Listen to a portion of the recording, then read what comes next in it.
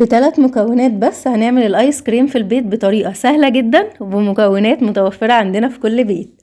واقول لكم سر الشركات في مكونين موجودين عندنا في كل بيت، هيطلع معاكي الايس كريم زي الجاهز بالظبط، كريمي وجميل جدا. وكمان هنعمله ب3 مكونات بس، بدون حليب مكثف وبدون كريمة وبدون جيلاتين وكمان بدون ماكينة، يعني مفيش اسهل من كده. وعايزة اقول لكم كمان ان هو سريع جدا، مش هياخد معاكوا 10 دقايق تحضير. اعمليه لولادك وفرحيهم في الصيف وبجد هتنبهري من النتيجة، فعلا طعمه زي الجاهز بالظبط. جربي الوصفة دي وهتدعيلي ان شاء الله. ولو اول مرة تشوفي قناتي اتمنى انك تشتركي في القناة وتفعلي زر الجرس عشان يوصلك كل حاجة جديدة بعملها. وما تنسيش تعملي لايك وشير كتير لاصحابك وقرايبك عشان يدعولك على الوصفة الجميلة السهلة دي. يلا بينا نسمي الله ونبدأ في وصفتنا. مقادير الوصفة معايا النهاردة بسيطة جدا. هجيب الحلة بتاعتي واحط فيها 3 معالق كبار من السكر زي ما انت شايفة معايا كده. تمام، ده سكر حبيبات حبايب قلبي، يعني مش لازم بودر ولا حاجة.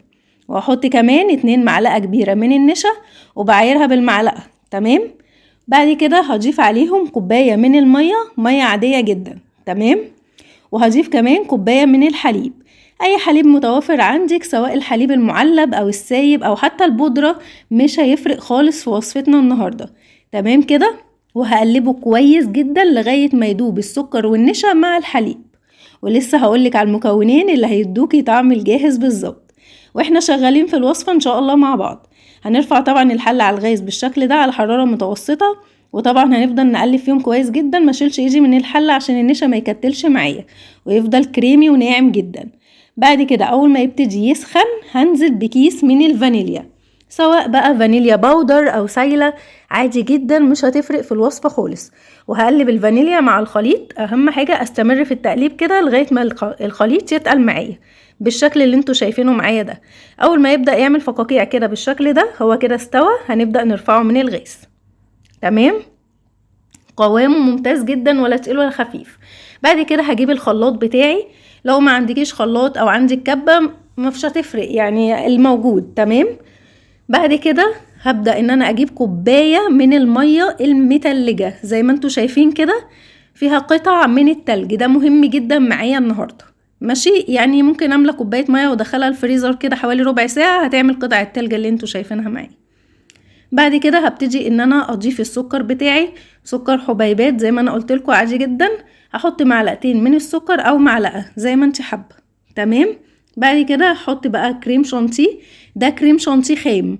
لو كريم الشانتيه بتاعك مش يعني مسكر، فيه سكر، خلاص ما تحطيش خطوة السكر اللي احنا حطيناها. لكن لو الكريم شانتيه بتاعك خام زي بتاعي كده هتحطي بس معلقتين من السكر. تمام، هبدأ ان انا اجيب الكريمة بتاعتي اللي انا عملتها معاكم طبعا في اول الفيديو، وهبدأ ان انا انزلها كده في الخلاط مع الكريم شانتيه. تمام، ده كريم شانتيه مش كريمة خفق يا جماعة، عشان قايله لكم في اول الفيديو ان انا عاملاه بدون كريمة، دي كريم شانتيه غير كريمة الخفق. تمام، هفضيه كده في اي حاجة عندي عشان ادخله الفريزر، اي علبة عندك ليها غطا، وبعد كده تدخليه الفريزر لمدة 6 ساعات هيبقى زي الفل معاكي. بعد كده هنعمل نفس الخطوات تاني زي ما انت شايفة معايا كده. هحط مية برضو متلجة ومعلقتين السكر ومعلقتين الكريم شانتيه والخليط اللي احنا عملناه مع بعض في اول فيديو اللي هو النشا. وهزود عليهم ايه بقى، كل ده في الخلاط برضو عادي جدا.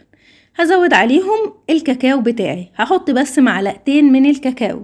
تمام، اهم حاجة الكاكاو يكون طعمه حلو، نسكويك بقى، اي نوع انت بتحبي طعمه هيكون تمام جدا. شايفين شكله، القوام ممتاز جدا معايا.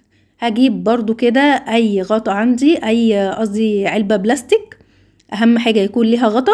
تمام، وهبدأ انزل بالايس كريم بتاعي واقفله وادخله على الفريزر بالشكل ده. هنبدأ بقى نعمل الايس كريم اللي احنا شفناه مع بعض في اول الفيديو. تمام، هجيب كده طبعا دي قوالب موجودة هتلاقيها عند اي محل مستلزمات حلواني، وفي طريقة تانية هقولكوا عليها دلوقتي. لو مش متوفرة عندك القوالب دي ما تزعليش نفسك خالص، هو الجيش قالك اتصرف فاحنا هنتصرف النهاردة.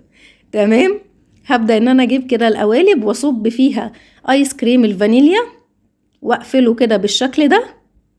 تمام، واحط ساعات بيبقى جاي معاها بلاستيك كده بيتحط فيها، وساعات ما بيجيش معاه مفيش مشكلة، احنا هنحط كده الورق الألمونيا ده وهنبتدي ان احنا نعمل فتحات صغيرة وهنحط العصيان بتاعتنا بتاعة الايس كريم.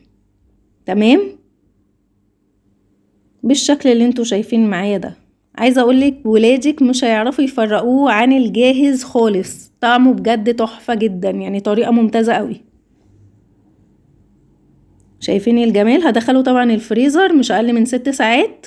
دي بقى الطريقة التانية، لو انت ما عندكيش القوالب اللي احنا استخدمناها مفيش اي مشكلة خالص، هتجيبي اي اكياس متوفرة عندك، اكياس كيكة، اكياس بسكوت، يعني مفيش مشكلة اللي موجود.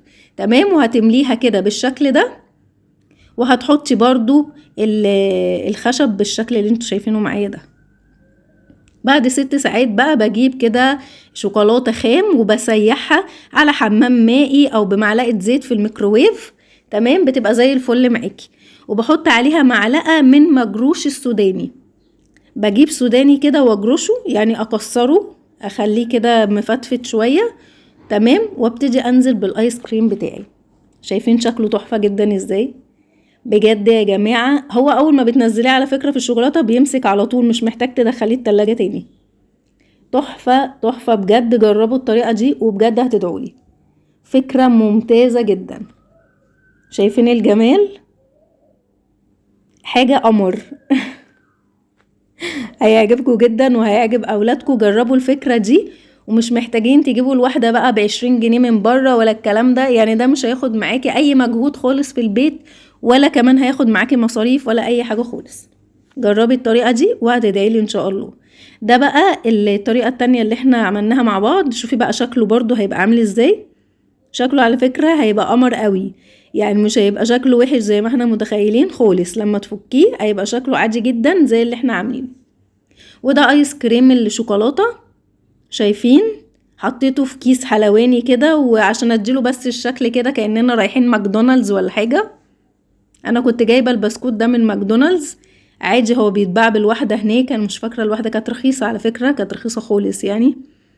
شايفين الجمال؟ بجد ولادك يعني مش هيقولوا لك خرجينا تاني يا ماما، هيقول لك اعملي لنا الحاجات دي في البيت من جمالها وحلاوتها، وحاجة احنا عارفينها وضامنينها وعارفين هي معمولة ازاي.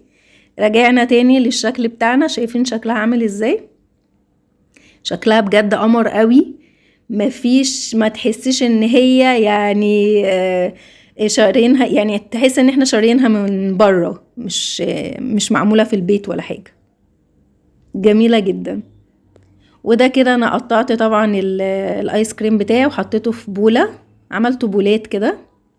شايفين الجمال؟ جربي الطريقة دي، وما تنسيش بقى تعملي لايك وشير كتير لاصحابك وقرايبك عشان يدعولك على الوصفة الجميلة السهلة دي.